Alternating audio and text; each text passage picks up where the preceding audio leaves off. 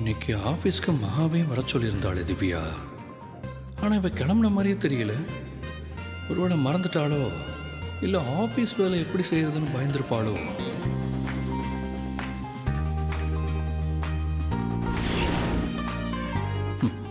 எப்படியோ இவ ஆஃபீஸ் வரலன்னா நமக்கு நல்லது தான்.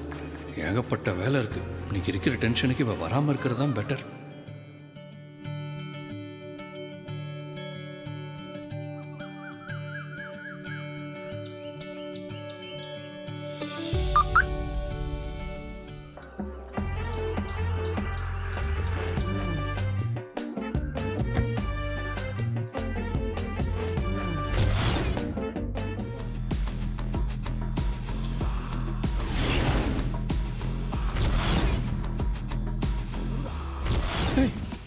நீ நீ எப்போ இங்கே வந்த?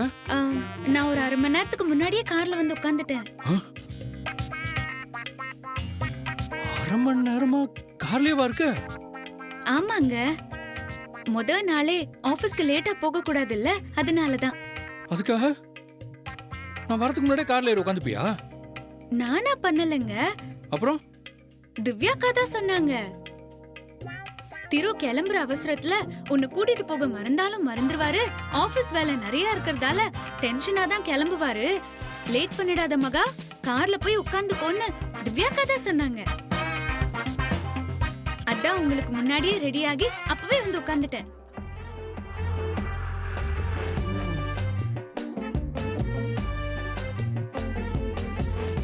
என்னாச்சுங்க? கார்ல ஏதாவது ப்ராப்ளமா?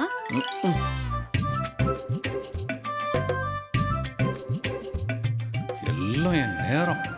ஆஃபீஸ்க்கு போய் எல்லா வேலையும் செய்ய வேண்டியது நானே கிளம்பல.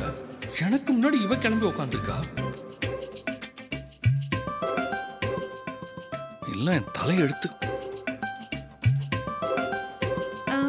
இப்ப ஏதாவது சொன்னீங்களா? எனக்கு காதுல சரியா கேட்கல. ஒன்றும் இல்லை, சாமி கும்பிட்டேன்.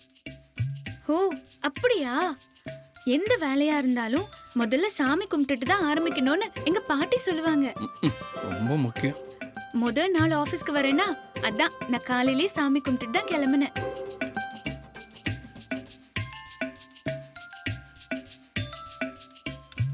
என்னாச்சுங்க? ஒன்றும் இல்லை.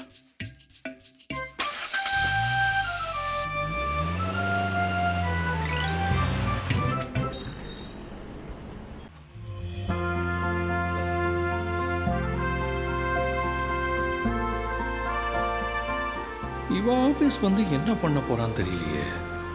என்னன்னு வேலையை கொடுக்கறது? அம்மா, நீ இதுக்கு முன்னாடி ஆஃபீஸ்லாம் போயிருக்கியா? போயிருக்கேங்க.